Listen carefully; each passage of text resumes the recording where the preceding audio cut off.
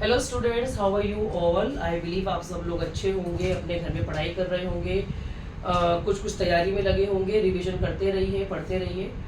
I am voila Kataria, your biology educator, and today I am here with yet another very important topic of nutrition in human beings, which is from CBSE 10th grade biology and from the chapter life process. Students, इस topic को मैंने 5 important points में divide किया है। One is ingestion, digestion, absorption, assimilation and egestion. अब egestion का मतलब क्या है? इंजेशन का मतलब है कि फूड को हमने पूरी तरीके से अपने माउथ में रखा। कहने का मतलब ये है कि food as a whole will be kept inside the mouth. जब हम ऐसा करते हैं, जब फूड को पूरी तरीके से हम माउथ में रखते हैं, कोई भी लिविंग ऑर्गेनिज्म जो इस तरह का इंजेशन प्रोसेस को फॉलो करता है फूड के कॉन्टेक्स्ट में, तो इस तरह के इंजेशन को हम होलोजोइक मोड ऑफ न्यूट्रिशन बोला जाता है। Means the food is kept inside the mouth as the whole, holozoic whole. Okay, keep this in mind. जब हमने फूड को माउथ में रखा तो we have a set of teeth. किसी के some people have 28 set of teeth, some have 32, so it depends. There is a variation in this, so there is no fixed number. So after putting the food inside, there is a mechanical breakdown of the food. What happens? Mechanical breakdown of the food, which helps in breaking the food into much finer particles, and it mixes with the saliva of our mouth. Saliva is basically secreted from the inner. Saliva which is there in the mouth is secreted from the inner lining of the mouth. कहाँ से secrete होता है? inner lining से। inner lining से saliva secrete हुआ, food के साथ mix हुआ, food के साथ mix होके उसने क्या बनाया? बोलस बनाया। बोलस बनाने के बाद अब बोलस तो बन गया। उसी प्रोसेस में सलाइवा के अंदर एक बहुत ही इंपॉर्टेंट एंजाइम होता है, सलाइवरी एमाइलेज। क्या होता है? Salivary amylase. ये सलाइवरी एमाइलेज बेसिकली वो एंजाइम है जो ग्लूकोज पे एक्ट करता है। तो समझने वाली बात यह है कि माउथ में जाते ही सबसे पहला जो ब्रेकडाउन होता है फूड का component, that is the glucose. Glucose breakdown होना शुरू हुआ। किससे शुरू हुआ? सलाइवरी एमाइलेज से शुरू हुआ। सलाइवरी एमाइलेज कहाँ होता है? सलाइवा के अंदर होता है। सलाइवा कहाँ से सिक्रीट होता है? हमारे माउथ की इनर लाइनिंग से सिक्रीट होता है। तो यहाँ तक बात हो गई खत्म। ये बोलस जो है हमारी बॉडी में एक बहुत स्पेशल टाइप का मूवमेंट होता रहता है, जो कि इनवॉलेंट्री मूवमेंट है। आप उस पर कंट्रोल नहीं कर सकते। If I want to control that movement, वो मैं नहीं कर पाऊंगी। क्यों नहीं कर पाऊंगी? क्योंकि उस पर मेरी बॉडी का कोई भी कंट्रोल नहीं है, वो इनवॉलेंट्री है। सो वो मूवमेंट कहलाता है peristalsis movement. What that movement is called? That is called as peristalsis movement. And because of that peristalsis movement, the bolus goes down through the esophagus and drops down into the stomach. अब stomach के अंदर हम सोचते हैं कि full complete digestion होता है, नहीं होता है। यहाँ पर होगा पार्शियल डाइजेशन। स्टमक में होगा पार्शियल डाइजेशन। अब कैसे कैसे होगा? स्टमक के अंदर बहुत सारे गैस्ट्रिक जूसेस निकलते हैं।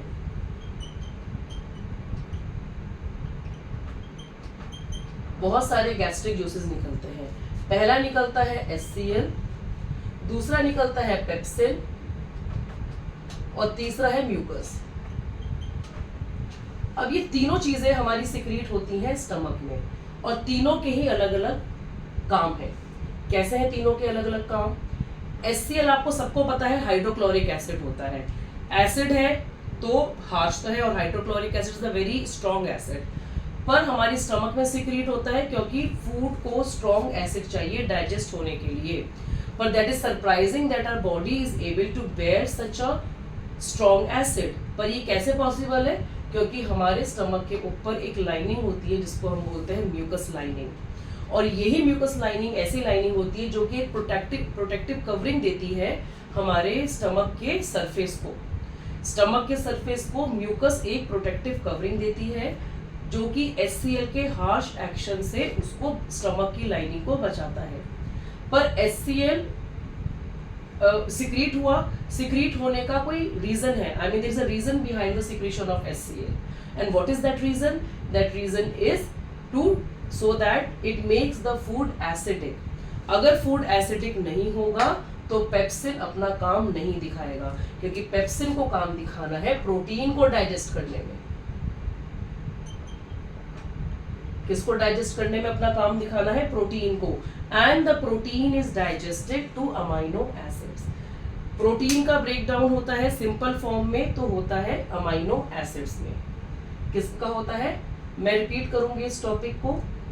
जैसे ही बोलस नीचे ड्रॉप हुआ, बोलस ड्रॉप हुआ, स्टमक में आके गिरा, स्टमक में फूड का पार्शियल डाइजेशन होगा।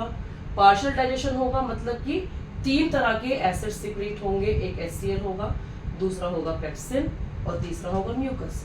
म्यूकस का फंक्शन मैंने बता दिया कि प्रोटेक्शन का ही है, बट HCl जो सिक्रीट हुआ है वो HCl का काम क्या है? HCl का काम क्या है कि जो बोलस आया है माउथ से नीचे उसको तुरंत उसने एसिडिक कर दिया ताकि पेप्सिन अपना काम दिखा सके। पेप्सिन अपना काम दिखाएगा तो क्या होगा कि पेप्सिन प्रोटीन को ब्रेक डाउन करके अमाइनो एसिड्स में कन्वर्ट कर देगा, पर पूरी तरीके से नहीं कर पाएगा क्योंकि मैंने पहले ही बताया कि पार्शियल डाइजेशन हो रहा है, कंप्लीट डाइजेशन अभी भी नहीं हुआ है। तो गैस्ट्रिक जूसेस का नाम बताइए। गैस्ट्रिक जूसेस का नाम है pepsin, mucus and HCl which are secreted in the stomach, जो कि कहाँ सिक्रीट हो रहे हैं? स्टमक में सिक्रीट हो रहे हैं। और एक चीज और मैं बताना भूल गई पहले वाले पॉइंट में कि सलाइवरी अमाइलेज ग्लूकोज को कन्वर्ट करता है किसमें? डेक्स्ट्रिन में और माल्टोज में। किसमें कन्वर्ट करता है? डेक्स्ट्रिन में और माल्टोज में। और सलाइवरी अमाइलेज को हम पटाइलिन भी बोलते हैं, दूसरा नाम। कभी एग्जाम में टीचर नाम, I mean if she interchanges the name, so don't get confused. Instead she writes I mean if she writes ptyalin instead of salivary amylase, it means same, it is not different enzymes. Okay, keep that in mind. Now secondly, अब यहाँ से stomach से तो सारा digestion हो गया, 3 gastric juices ने digest कर लिया। उसके बाद फूड आया, जो पार्शली डाइजेस्टेड फूड आएगा वो स्मॉल इंटेस्टाइन में आएगा। स्मॉल इंटेस्टाइन लॉन्गेस्ट पार्ट है हमारे एलिमेंट्री कैनाल का, लॉन्गेस्ट पार्ट है। जब यहाँ आके फूड गिरा तो स्मॉल इंटेस्टाइन्स के अंदर बहुत ही एक इम्पॉर्टेंट प्रोसेस हो रहा है कि स्मॉल इंटेस्टाइन से 2 जगह से जूसेस आ रहे हैं। कहाँ से आ रहा है? एक तो लीवर से आ रहा है और एक पैनक्रियाज से आ रहा है। ठीक है, लीवर से जो जूस आ रहा है वो आता है बाइल। अब बाइल के बारे में समझो बहुत ध्यान से। बाइल एक ग्रीनिश येलो कलर का जूस है जो कि लिवर तो सिक्रीट करता है पर गॉल ब्लैडर में स्टोर होता है। कहने का मतलब ये है कि प्रोडक्शन तो कहीं और हो रहा है, स्टोरेज कहीं और हो रहा है। प्रोडक्शन हो रहा है लिवर के अंदर पर स्टोरेज हो रहा है गॉल ब्लैडर के अंदर। अब यहाँ पर तो ये स्टोर हो गया, बहुत अच्छे से स्टोर हो गया, पर यही सिक्रीशन जब स्मॉल इंटेस्टाइन में आता है, जब स्मॉल इंटेस्टाइन में गया तो सबसे पहला काम क्या होता है बाइल का कि वो फैट्स, बाइल के अंदर भी एक सॉल्ट होता है जिसे हम बोलते हैं बाइल सॉल्ट। वो बाइल सॉल्ट का काम क्या होता है कि वो बड़े बड़े फैट मॉलिक्यूल्स को, जो कि बहुत जल्दी से एब्जॉर्ब नहीं होंगे, हमारी बॉडी के लिए बहुत हैवी है, उनको एब्जॉर्ब करना, उन मॉलिक्यूल्स को इमल्सिफाई करता है। क्या करता है? इमल्सिफाई करता है, means it breaks it down into much finer particles or globules, and these finer particles are called as lipids, these finer particles are called as lipids. liver secrete करता है bile, secrete करा, store हो गया gall bladder। Requirement कहाँ पर है? Intestine में, small intestine में। किस चीज के लिए? जितना भी आपका पार्शियली डाइजेस्टेड फूड आया है स्टमक से, उसको फर्दर डाइजेस्ट करने के लिए। फर्दर डाइजेस्ट करने के लिए क्या है कि फैट के जो बड़े बड़े मॉलिक्यूल्स आए हैं पार्शियली डाइजेस्ट होके, वहाँ क्या हो रहा है कि यहाँ जो बाइल के अंदर बाइल सॉल्ट है उसको इमल्सिफाई कर देगा। इमल्सिफाई कर देगा यानी कि उसको छोटे छोटे पीसेस में तोड़ देगा, फाइनल पीसेस में हो जाएगा, तो उसको एब्जॉर्प्शन करने में आसानी होगी, किसको, इंटेस्टाइन्स को एब्जॉर्ब करने में आसानी होगी। तो ये तो काम था लीवर का, ये एक्सप्लेन हो गया। अब पैनक्रियाज ने 3 जूसेस निकाले, एक तो है ट्रिप्सिन, एक है पैनक्रियाटिक एमाइलेज,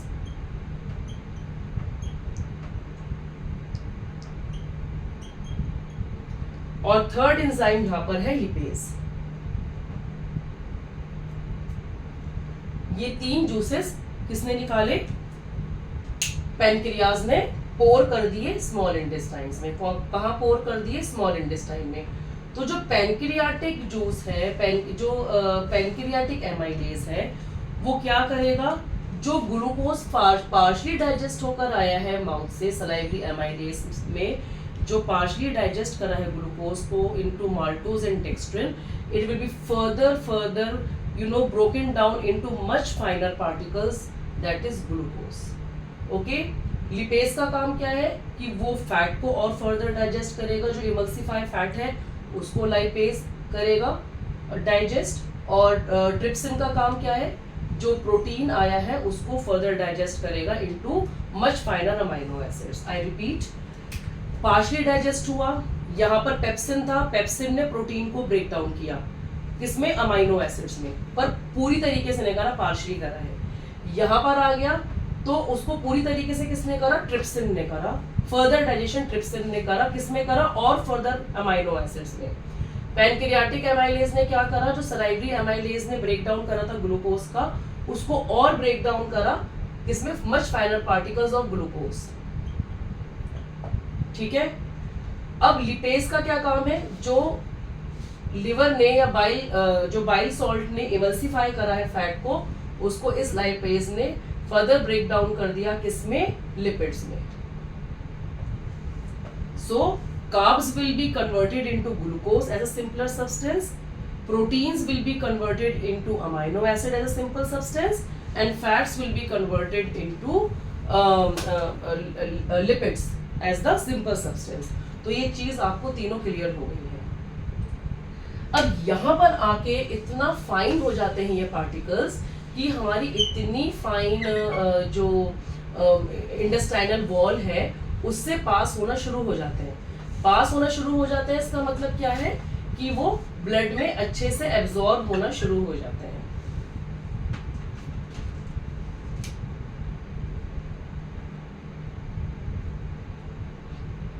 ओके, क्या हुआ, एब्जॉर्प्शन जब हुआ, इतना सब स्टमक में पार्शली और स्मॉल इंटेस्टाइन में कंप्लीटली डाइजेस्ट होने के बाद पार्टिकल्स फूड के इतने फाइन हो जाते हैं कि उनका एब्जॉर्प्शन आसान हो जाता है, क्योंकि वो इंटेस्टाइनल वॉल से पास होने लगते हैं। और स्मॉल इंटेस्टाइन में बहुत सारे फिंगर लाइक प्रोजेक्शंस होते हैं इस तरीके से, इसे बोलते हैं विलाय। ओके, इस विलाय का काम क्या होता है, ऐसे फिंगर लाइक प्रोजेक्शंस होते हैं, ये सरफेस एरिया को इंक्रीज करता है, वो इंटेस्टाइन्स के सरफेस एरिया को इंक्रीज करता है ताकि एब्जॉर्प्शन मैक्सिमाइज हो सके, ताकि एब्जॉर्प्शन मैक्सिमाइज हो सके। इस वजह से ये विली जो है, ये फिंगर लाइक जो प्रोजेक्शंस हैं, ये एरिया को मैक्सिमाइज कर देता है। एरिया मैक्सिमाइज हो जाता है तो एब्जॉर्प्शन बहुत ज़्यादा जल्दी होता है, ज़्यादा होता है। ठीक है, और इतने फाइन पार्टिकल्स हो जाते हैं डाइजेशन के बाद कि ये इंटेस्टाइन के वॉल से आर पार होना शुरू हो जाते हैं, पास ऑन होना शुरू हो जाते हैं और ब्लड में जाके आसानी से एब्जॉर्ब हो जाते हैं। अब ब्लड तो कैरियर है ही, चाहे ऑक्सीजन का कैरियर हो, चाहे न्यूट्रिएंट्स का कैरियर हो, ये सारी न्यूट्रिशन को लेके इधर उधर जाता है और एसिमिलेशन के प्रोसेस के थ्रू ब्लड उसको एज अ फूड को as a part of the cell बना देता है। यही हमारा एम है न्यूट्रिशन का, क्योंकि हमें अपने सेल्स को न्यूट्रिशन देना है, हमें अपने सेल्स को प्रॉपर फंक्शनिंग में रखना है। यही पूरा एम था इसका। Assimilation was basically the aim of the entire process. अब ये एसिमिलेट हो गया, blood assimilates as a part of, blood assimilates food और nutrients as a part of the cell. Blood ने एसिमिलेट करा किसको, जितने भी न्यूट्रिशन, जितना भी न्यूट्रिएंट्स एब्जॉर्ब हुए हैं उसको लिया, जल्दी गया और जाके हर बॉडी के to every nook and corner of the body जहाँ हमारे सेल्स पूरी बॉडी में फैले हुए हैं, हर तरह का सेल, वहाँ जाके उसको पार्ट ऑफ द सेल बना दिया। ठीक है, यही हमारा एम था। ये सब होने के बाद कुछ तो वेस्ट बचा ही होगा हमारी बॉडी में। जो वेस्ट बचा है वो हमारी बॉडी से इजेक्शन के through is thrown out of the body, which is not required by the body, which is a solid waste, which is not at all required by the body, is thrown out. Okay, and this process is called as ejection. आप इस चीज को दोबारा से समझ लीजिए। इस पूरे टॉपिक को मैंने 5 पॉइंट्स में डिवाइड करा है: ingestion, digestion, absorption, assimilation, ejection. Ingestion का मतलब है खाने को पूरी तरीके से माउथ में रखना, which is actually like the holozoic mode of nutrition. Okay, we are keeping the food as a whole inside the mouth. Okay, mouth में रखा, मैकेनिकल ब्रेकडाउन हुआ, मैकेनिकल ब्रेकडाउन होने के बाद जो एंजाइम प्रेजेंट था उसमें वहाँ पर खाली ग्लूकोज सिंप्लीफाई हो गया। बोलस था, बोलस आके गिरा स्टमक में, स्टमक ने उसको पार्शली डाइजेस्ट करा। पार्शियल डाइजेशन के बाद जो भी रिमेन रहा वो रिमेन आके स्मॉल इंटेस्टाइन में फॉल हो गया, ताकि कंप्लीट डाइजेशन हो सके और एब्जॉर्प्शन भी हो सके।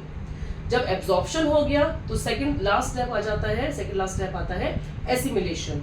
एसिमिलेशन का मतलब क्या है? सारे न्यूट्रिएंट्स को as a part of the cell बना दो, which is basically the main aim of our nutrition. खाना ही हमने इस वजह से खाया था, हमारे लिए न्यूट्रिशन है इसी वजह से इम्पोर्टेंट, ताकि हम अपने सेल्स को नरिश कर सके, अपनी बॉडी को नरिश कर सके। और जो भी वेस्ट होगा will be thrown out as a part of by the process of injection, and the waste will be given out. So children, you can rewind this video again and again, you can watch it several times, you can note down my words as the notes. I hope you like this video, and it may be helpful for you, and I know it will be helpful for you. Okay, keep on revising, keep learning. If you like the way of my teaching, please like and subscribe my channel. Thank you so much. Have a nice day.